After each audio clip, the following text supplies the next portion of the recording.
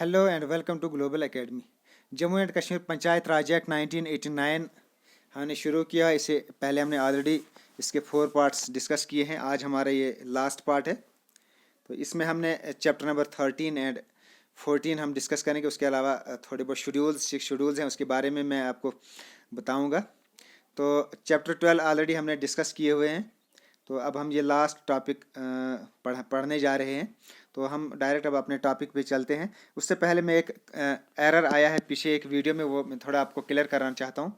ये आया है चैप्टर नंबर 6 सेक्शन नंबर 28 के अंदर एक एरर आया है। वहाँ मैंने बताया है कि जो BDC है, ब्लॉक डेवलपमेंट काउंसिल का जो चेयरमैन है, उसके लिए जो क्वालिफिकेशन वहाँ बताई गई है, a person qualified to be elected as a panch. वो आदमी चेयरमैन बन सकता है जो पेंच बनने के लिए क्वालिफाइड हो, वही। तो वो उसमें मैंने नीचे मेंशन भी किया है कि उसको सब्स्टिट्यूट किया गया है, लेकिन उसकी जगह क्या सब्स्टिट्यूट किया गया वो मैं वहाँ लिखना भूल गया था। तो वो मैं यहाँ आपका क्लियर कराना चाहता हूँ। आप देख लेना कि जो भी ब्लॉक डेवलपमेंट काउंसिल का चेयरमैन हो वो वही क्वालिफाइड है, that he should be a panch और ए सरपंच ऑफ एनी हल्का। तो वो किसी हल्के का पेंच होना चाहिए या सरपंच होना चाहिए, वही ब्लॉक डेवलपमेंट काउंसिल चेयरमैन के लिए आगे इलेक्शंस वगैरह लड़ सकता है और चेयरमैन बन सकता है। तो ये आपको याद रखना। Qualification for BDC chairman is that he should be a panch और ए सरपंच ऑफ एनी हल्का। तो ये है, ये लेक्चर 3 में है, सेक्शन 28 में। वहाँ एरर ये आपने करेक्ट करना है और इसको वहाँ डिलीट किया गया और उसकी जगह सब्स्टिट्यूट किया गया है इस चीज़ को। Wide act 6 of 2014 dated 14/3/2014। तो इसको मैंने MCQs में ऑलरेडी मेंशन किया है, वहाँ मैंने करेक्ट कर दिया है आपको, लेकिन मैं लेक्चर्स में मैंने भूल गया था। तो MCQs में मैंने उसकी करेक्शन कर दी है। उसके अलावा मैंने जो वीडियो है उसके डिस्क्रिप्शन में मैंने मेंशन किया है, कमेंट बॉक्स में मैंने इसके बारे में मेंशन कर लिया है। तो अब हम अपने टॉपिक पे चलते हैं। Chapter 12 constitution of Panchayati Adalat. तो अब हम इसमें देखेंगे कि किसी भी पंचायत के अंदर एक पंचायती अदालत होनी चाहिए, तो उसको कैसे कॉन्स्टिट्यूट किया जाए वो हम देखेंगे। तो 48 सेक्शन हमें बताती है कि एक पंचायती अदालत होनी चाहिए फॉर एवरी हल्का, और इनको कैसे नॉमिनेट करना है। जो हल्का पंचायत है वो अपने इलेक्टोरेट में से किसी 5 लोगों को रिकमेंड करेंगे, और उन 5, 6 या 10 आदमी को रिकमेंड करेंगे। उनमें से फिर 5 मेंबर्स को नॉमिनेट करेंगे। जो प्रेस्क्राइब्ड अथॉरिटी होगी वो उनमें से किसी 5 लोगों को इस के लिए नॉमिनेट करेंगे, पंचायती अदालत मेंबर के लिए। कंप्राइज 5 मेंबर्स उनको नॉमिनेट करेंगे। द पंचायती अदालत shall comprise 5 members who shall be nominated by the prescribed authority. Prescribed authority उनको नॉमिनेट करेगी आउट ऑफ द पैनल। किस में से? एक पैनल होगा that is recommended by the Halqa panchayat out of its electorate. तो हल्का पंचायत के लोग अपने इलेक्टोरेट में से एक पैनल बनाएंगे और उसी में से आगे नॉमिनेशन होगी। तो उनके लिए क्या क्वालिफिकेशन रहेगी वो हमने देखना है कि एक तो वो पढ़े लिखे होने चाहिए, attained the age of 30 years, minimum उनकी 30 ईयर्स एज होनी चाहिए। वो सरपंच, नायब सरपंच या पंच नहीं होना चाहिए, और वो कोई गवर्नमेंट एम्प्लॉय भी नहीं होना चाहिए, या किसी लोकल बॉडी में या कॉरपोरेशन में भी वो एम्प्लॉयड नहीं होना चाहिए।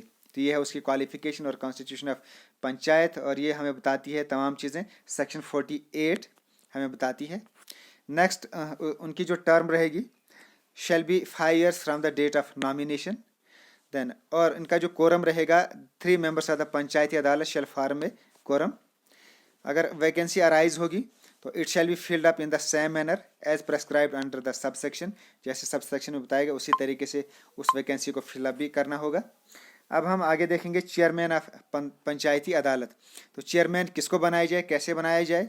तो जो मेंबर्स रहेंगे, जो पंचायती अदालत के मेंबर्स हैं, जो 5 मेंबर्स बने हैं किसी पंचायत अदालत के, वो आपस में ही किसी एक को चेयरमैन जो है वो बनाएंगे, इलेक्ट करेंगे।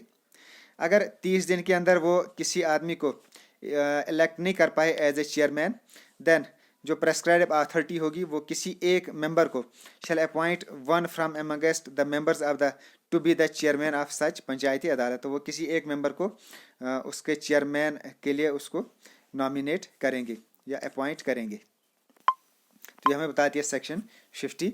Then section 51 secretary of Panchayati Adalat भी रहेगा, और ये कौन रहेगा? Secretary of the Halqa panchayat shall act, जो भी हल्का पंचायत का सेक्रेटरी है वही पंचायती अदालत का सेक्रेटरी रहेगा और ये काम करेगा as a judicial clerk to the Panchayati Adalat for the purpose of recording its proceedings, decisions and such other duties as may be prescribed. तो जो भी वहाँ प्रोसीडिंग्स आएंगी, डिसीजंस आएंगी, उनको वो रिकॉर्ड वगैरह वही बनाएगा secretary. Next, removal of chairman and the member of Panchayati Adalat. इनके रिमूवल के लिए क्या क्राइटेरिया रहेगा? जो भी प्रेस्क्राइब्ड अथॉरिटी होगी वो चेयरमैन को या मेंबर्स को रिमूव कर सकते हैं, लेकिन उससे पहले उसको एक मतलब हियरिंग के लिए एक अपॉर्चुनिटी देनी होगी, आप being heard and after such inquiry. उसके बाद जो भी इंक्वायरी वगैरह होगी उसके बाद उसको अपॉर्चुनिटी दी जाएगी कि वो अपनी बात रखे। उसके बाद फिर जो भी प्रेस्क्राइब अथॉरिटी होगी वो उसको उनको रिमूव कर सकती है। Then transfer of pending suits and the cases to Panchayati Adalat. जो भी पुराने केसेस वगैरह रहे होंगे as per the Panchayati act 1958 में, या कोई और क्रिमिनल केसेस वगैरह होंगे, वो तमाम जो नई पंचायत बनेगी, जो भी नई पंचायती अदालत बनेगी, वो इसमें ट्रांसफ़र हो जाएंगे as per the section 53। Hearing by members of Panchayati Adalat. अगर पंचायती अदालत के पास कोई केस आता है या कोई सूट आता है, तो अगर उनमें से किसी भी मेंबर का उसमें कोई पर्सनल इंटरेस्ट हो तो उनको उसमें वो इजाज़त नहीं रहेगी कि वो उस केस को सुने या उसको डिस्पोज करें। तो उनका अगर इसमें कोई पर्सनल इंटरेस्ट है, then are personally interested in any suit or shall hear और dispose of such suit or case, तो उनको उसमें वो इजाज़त नहीं रहेगी वो केस सुनने के लिए। तो एज पर 15(4). नेक्स्ट है chairman and members to the public servant. Every member, including the chairman of the Panchayati Adalat, shall deem to be a public servant within the meaning of section 21. तो जो भी chairman होंगे या members होंगे वो एक public servant की तरह काम करेंगे as per section 55। Then criminal jurisdiction. जो भी पंचायती अदालत है इनके पास क्रिमिनल जुरिस्डिक्शन भी रहेगी, वो किसी भी ऑफेंस को सुन सकते हैं, देख सकते हैं और उसका फैसला भी कर सकते हैं, लेकिन उसके लिए कुछ चीज़ें बताई गई हैं, कुछ बंदिशें हैं, वो हमने देखनी है। Provided that no such cognizance shall be taken by the Panchayati Adalat in which the accused has been previously convicted of any offence punishable. अगर उसको रणबीर पेनल कोड के तहत किसी क्रिमिनल को ऑलरेडी वो वहाँ एक्यूज्ड है या उसको पनिश किया गया है तो उसका केस ये नहीं सुन सकते हैं। उसके अलावा अगर उसको किसी किस्म की लाइफ इम्प्रिजनमेंट मिली है या इस किस्म की कोई टर्म ऑलरेडी कोई प्रीवियसली सेंटेंस्ड टर्म उसको ऑलरेडी मिली हुई है उस क्रिमिनल को, तो उसका केस भी ये लोग नहीं सुन सकते हैं। या has been previously sentenced by the Panchayati Adalat, या पंचायती अदालत नहीं उस केस को ऑलरेडी पहले सुना हुआ है, उसमें उन्होंने कोई फैसला भी सुनाया है, अब दोबारा वो उस केस को नहीं सुन सकते हैं। देन या कोई हैबिचुअल क्रिमिनल हो, उसका केस भी नहीं वो नहीं ले सकते हैं। Has been bound over to be a good behaviour under section 19 of the code criminal procedure Samvat 1989। तो ये तमाम चीज़ें जो इसमें बताई गई हैं कि किस किस का वो केस नहीं सुन सकते हैं। नेक्स्ट हो गया पंचायती अदालत before which case to be instituted. तो इसमें बताया गया कि पंचायती अदालत के पास वही केस आ सकता है जो इनके लोकल लिमिट्स में होंगे या उनकी जुरिस्डिक्शन के अंदर आते होंगे, तो वही वो केस पंचायती अदालत वो ले सकती है। उसके अलावा ये है सेक्शन 57 में। देन पेनल्टीज़ वगैरह, पंचायती अदालत पेनल्टीज़ वगैरह भी कर सकती हैं, लेकिन इसमें सिर्फ वो फ़ाइन कर सकता है, किसी को सज़ा नहीं दे सकते हैं या किसी को अरेस्ट नहीं करवा सकते हैं, बस सिर्फ फ़ाइन कर सकते हैं। दैट वो भी होना चाहिए नॉट एक्सीडिंग 1000 रुपीज़, तो 1000 से ज़्यादा वो इसमें पेनल्टी भी नहीं कर सकते हैं as per section 58। Then compensation to the complainant. मान लो किसी ने कंप्लेंट की है, अब वहाँ कंपनसेशन आ गई है, तो मान लो ये जो 1000 आ गया है, किसी की पेनल्टी की है, तो ये जो पेनल्टी है वो इस कंप्लेंट को वो कंपनसेशन के तौर पर इसको दे सकते हैं, पूरे पैसे भी इसको दे सकते हैं या उसका कोई हिस्सा भी इसको दे सकते हैं। ये चॉइस रहेगी पंचायती अदालत के पास कि उसको कंपनसेशन दें as per 59। Then section 60 compensation to accused. तो अगर मान लो कोई केस आता है लेकिन बाद में पता चला कि ये किसी के खिलाफ गलत जो है गलत तरीके से किसी के ऊपर इल्ज़ाम लगाया गया है, वहाँ इंक्वायरी पता चला कि जो एक्यूज्ड है वो बरी है, उसके खिलाफ जो केस है वो गलत था, it was a false frivolous और वेक्सेशियस केस। तो इसमें जो है जो कंप्लेनेंट है उसको उल्टा से उसको उसी को टू पे द एक्यूज्ड, तो उसको वहाँ जुर्माना किया जा सकता है जिसने गलत कंप्लेंट की थी। तो और ये जो जुर्माना होगा उसको नॉट एक्सीडिंग 200 रुपीज़। तो ये कंपनसेशन एक्यूज्ड को दी जा सकती है। और जो कंप्लेनेंट्स है ये कम से कम इसको, अगर इसने कंप्लेंट जो है गलत कंप्लेंट की होगी, बाद में पता चला कि जो कंप्लेंट थी वो गलत थी, तो उससे not exceeding 200 rupees as it deems fit, तो 200 रुपये से ज़्यादा उससे जुर्माना नहीं करना है और वो बाद में उसको कंपनसेशन उसको एक्यूज को दे सकते हैं। यूथफुल अफेंडर्स, अगर पता चला कि जो केस है जिसके खिलाफ केस आया है तो उसकी एज जो है कम है, बिलो 18 ईयर्स एज है, तो उसका वो जो केस है वो डिसमिस भी कर सकते, रद्द कर सकते हैं, उसको माफ़ भी कर सकते हैं अगर पता चला कि वो अभी नाबालिग है। तो ये एज़ पर 61 है सेक्शन।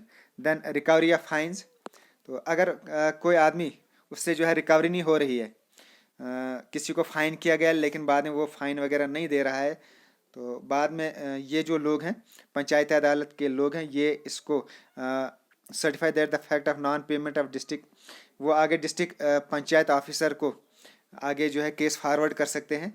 तो ये डिस्ट्रिक्ट पंचायत ऑफिसर के लोग ही उसको फिर वो रिका जो फ़ाइन इम्पोज किया गया था वो उससे वो वसूल कर सकते हैं। डिस्ट्रिक्ट पंचायत ऑफिसर के लोग रिकवरी ऑफ फाइन्स, अगर कोई आदमी नहीं दे रहा है तो वो आगे केस फॉरवर्ड कर सकते हैं डिस्ट्रिक्ट पंचायत ऑफिसर को।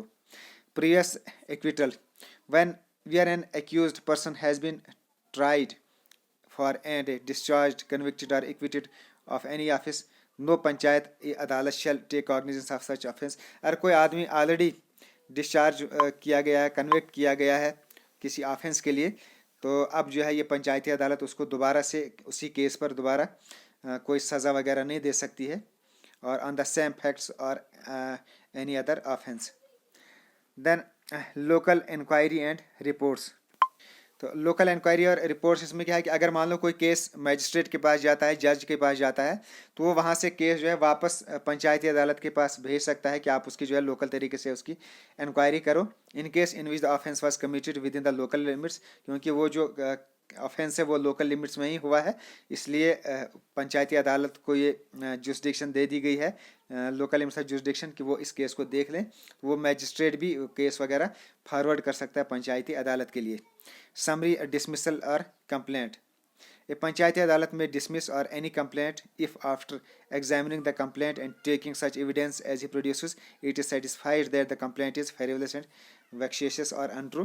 तो जैसे मैंने पीछे बताया है, अगर पंचायती अदालत को पता चला कि ये जो केस है, जो कंप्लेंट आई है वो गलत थी, फेरिवलस थी, तो वो उसको डिसमिस भी कर सकते हैं, ये इनके पास पावर रहेगी।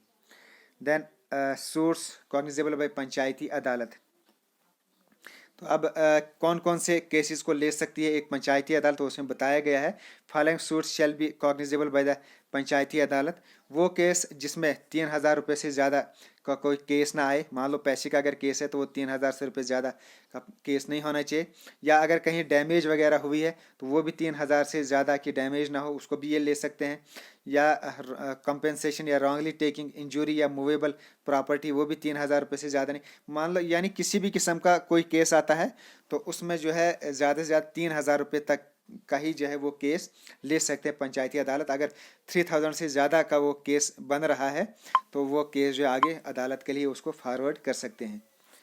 नेक्स्ट, प्रोवाइडेड दैट, इसी में साथ में प्रोवाइडेड नो पंचायती अदालत shall take cognizance of any suit, तो इसमें भी वो अगर मान लो 3,000 से कम वाला कोई केस आ भी गया है, लेकिन उसमें भी उन्हें देखना है कि ये जो केस है किसी माइनर के खिलाफ ना हो, या अनसाउंड माइंड वाला कोई इंसान हो उसके खिलाफ केस ना हो, वो भी नहीं ले सकते हैं, या किसी अगेंस्ट द चेयरमैन और any member of Panchayati Adalat, वो भी नहीं ले सकते हैं, या अगेंस्ट सरपंच या पंच ऑफ द हल्का पंचायत, या डिस्प्यूटेड और मैटर इन विच सूट और एप्लीकेशन में भी ब्रॉट और made before the revenue officer, या कोई ऐसा केस जो ऑलरेडी रेवेन्यू ऑफिसर के पास पहुंच चुका है वो भी नहीं ले सकते हैं, या between same parties in respect of any matter directly या substantially in issue in a previously instituted suit between the same parties, या कोई ऐसा केस आए जिसकी ऑलरेडी इनने सुनवाई की है लेकिन दोबारा से वही पार्टीज फिर इनके पास आई हैं तो अब वो इनका केस नहीं लेंगी, या किसी गवर्नमेंट के खिलाफ या कोऑपरेटिव सोसाइटी के खिलाफ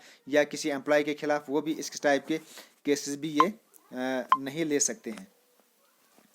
देन इंटरेस्ट एंड इंस्टॉलमेंट्स, अब अगर किसी को इन्होंने केस कर दिया है या कोई किसी के पैसे लेन देन का मसला है तो उनमें वो ऐसा कर सकते हैं कि अगर उनने ये कोई पैसे वगैरह का मसला हो तो वो उसमें लेन देन के मसले में वो 1 साल के अंदर जो कंप्लेंट जिसके खिलाफ कंप्लेंट है और उसको किसी के पैसे देने हैं तो उसको ये इतना कर सकते हैं कि वो 1 साल के अंदर वो उसको पैसे वो रिटर्न करने होंगे और उसमें जो उसको 10% तक का वो मतलब वो कर सकते हैं कि वो 10% उसको वो पैसा दे दे, उससे ज़्यादा इंटरेस्ट के साथ वो पैसा उसका वसूल कर ले। In suit for money the Panchayati Adalat में in its decision decree interest और sum decreed at the rate of not exceeding 10%, यानी 10% से ज़्यादा वो उसको वो इंटरेस्ट नहीं दे सकते। 10% तक के इंटरेस्ट तक वो फैसला कर सकते हैं कि साल का उसको 10% का उसको वो इंटरेस्ट देना पड़े किसी लेन देन के मसले में। देन एग्जीक्यूशन, ए डिक्री और ए ऑर्डर पास्ड बाय पंचायती अदालत shall be executed by it in such a manner as may be prescribed. Then if Panchayati Adalat finds any difficulty in executing a decree or a order, it may forward the same in the manner prescribed to the district Panchayati officer. अगर किसी किस्म का case हो जो जिसको ये execute नहीं कर पा रहे हैं, थोड़ी प्रॉब्लम आ रही है, तो वो उस केस को आगे फॉरवर्ड कर सकते हैं डिस्ट्रिक्ट पंचायत ऑफिसर के लिए। Then decree or orders passed are not to be altered. एक बार जब पंचायती अदालत ने कोई फैसला सुना दिया तो उसके बाद वो अपने उस फैसले को दोबारा कैंसिल नहीं कर सकते हैं या रिवाइज नहीं कर सकते हैं या उसमें जजमेंट में किसी किस्म की चेंजिंग नहीं कर सकते हैं। Pending case before the Panchayati अदालत when terms of office has expired. अब मान लो किसी पंचायती अदालत के पास कोई केस आया था लेकिन बाद में वो एक्सपायर हो गए, टर्म पंचायती अदालत का टाइम पीरियड ख़त्म हो गया। उसके बाद जो नईली कॉन्स्टिट्यूटेड पंचायती अदालत होगी वो तमाम केस जो उस नई पंचायती अदालत को ट्रांसफ़र हो जाएंगे और वो उन तमाम पिछले केसेस को देखेंगे as per section 77 competent of Panchayati अदालत, कंटेम्प्ट ऑफ पंचायती अदालत। अगर कोई आदमी कंटेम्प्ट करता है पंचायती अदालत की, उनकी बात को नहीं मानता है या पंचायती अदालत मेंबर्स की या पंचायती अदालत की इंसल्ट करता है तो वहाँ वो उस आदमी को जुर्माना कर सकते हैं before rising the same offender, और उसका जो जुर्माना होगा वो नॉट एक्सीडिंग 200 रुपीज़, यानी 200 रुपये तक उसका वो जुर्माना कर सकता है अगर कोई कंटेम्प्ट करता है पंचायती अदालत की as per the section 78 bar to arrest and imprisonment in execution of decree. तो इनके पास ये अथॉरिटी नहीं रहेगी वो किसी इंसान को अरेस्ट करवाएं या इम्प्रिजन करवाएं as per this section. रिन्यूरेशन of उनके पास जो रिन्यूरेशन वगैरह रहेगी तो जो भी गवर्नमेंट टाइम टू टाइम वो डिसाइड करेगी वो इनको रिन्यूरेशन वगैरह वो मिलता रहेगा। Then government's power to specify the role of panchayat. तो गवर्नमेंट के पास ये तमाम पावर्स रहेंगी कि हल्का पंचायत या ब्लॉक डेवलपमेंट कौंसल से रिलेटेड जो भी फंक्शंस होंगे, जो भी इनके काम होंगे, वो जो पावर्स वगैरह होंगी या रूल्स वगैरह होंगे वो गवर्नमेंट के पास पावर रहेंगी। वो वक्त के साथ साथ उन तमाम पावर्स को, उन तमाम फंक्शंस को चेंज भी कर सकती है एज पर सेक्शन 79।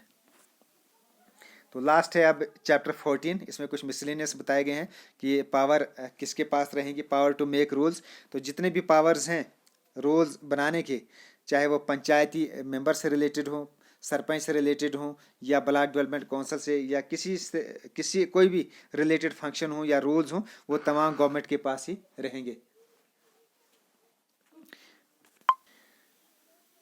उसके अलावा जो पावर्स बायलाज वगैरह बनाने हैं तो कोई भी बायलाज वगैरह इसके वो पंचायत जो हल्का पंचायत वो बना सकती है अपने काम को आगे कैरी करने के लिए।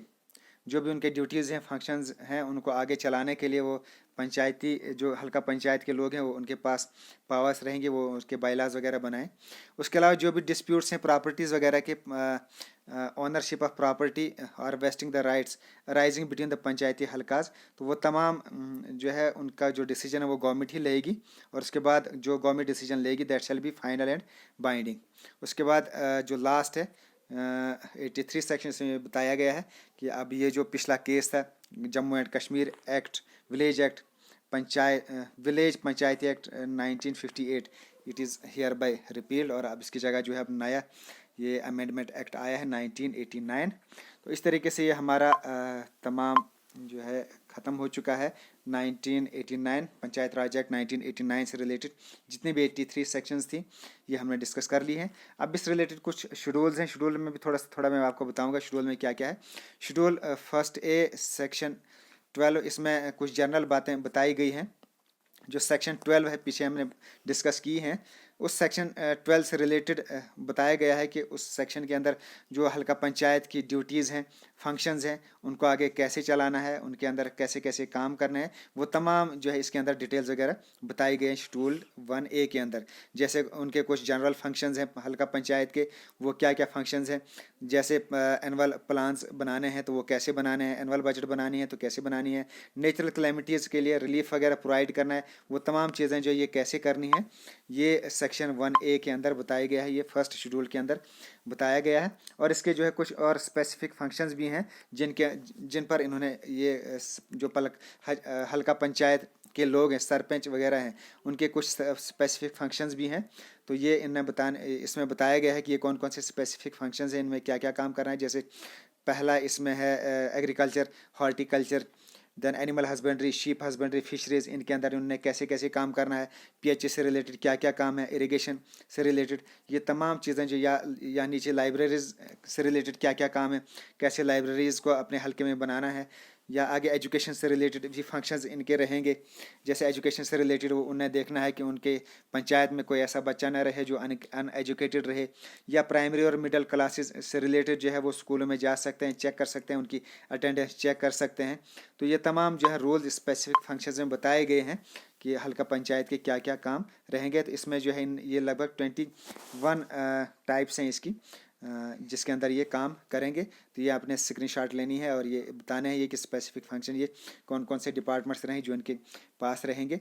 उसके बाद जो सेकंड शेड्यूल है ये सेक्शन 26 से रिलेटेड है, जिसमें कि हल्का पंचायत का जो स्टाफ है कि उस स्टाफ को कैसे इलेक्ट करना है, स्टाफ कहाँ से लाना है, उसे क्या क्या फंक्शंस रहने हैं, उससे स्टाफ से कैसे फंक्शन क्या क्या काम लेने हैं, वो तमाम चीज़ें शेड्यूल सेकंड में बताया गया है। ये सेक्शन 26 से रिलेटेड तमाम डिटेल्स इस सेक्शन शेड्यूल 1B में बताई गई हैं। देन शेड्यूल 1C में बताया गया है सेक्शन 14 से रिलेटेड तमाम फंक्शन जो हैं वो इसमें बताए गए हैं। सेक्शन 14 आपने पीछे देखना है और उसके जो रिलेटेड जितने भी फंक्शंस हैं वो तमाम डिटेल इसके अंदर बताई गई हैं। जैसे पंचायती अदालत शैल है फंड, हल्का पंचायत फंड है, तो उस सेक्शन 14 में बताया गया है कि हल्का पंचायत के पास एक फंड्स रहेंगी जिसको हल्का पंचायत फंड है कहते हैं। तो वो फंड्स उसके अंदर उनको कैसे ऑपरेट करना है, उनसे कैसे काम लेना है, वो तमाम चीज़ें इस शेड्यूल के अंदर बताई गई हैं। देन नेक्स्ट है शेड्यूल 2A, ये जो है फोर्थ शेड्यूल है, ये सेक्शन 31 से रिलेटेड है, जिसमें ब्लॉक डेवलपमेंट काउंसिल से रिलेटेड तमाम फंक्शंस बताए गए हैं कि उनके जनरल फंक्शंस क्या क्या हैं, उनको कैसे कैसे काम करना है, उसके स्पेसिफिक फंक्शंस हैं जो हमें पिछले 21 कैटेगरीज हैं वही इस स्पेसिफिक फंक्शंस में आती हैं कि इन स्पेसिफिक फंक्शंस को ब्लॉक डेवलपमेंट काउंसिल ने इनके अंदर कैसे कैसे काम करना है वो शेड्यूल 2A के अंदर बताया गया है। यानी सेक्शन 31 को इसमें यहाँ पूरा डिटेल में जो है बताया गया है।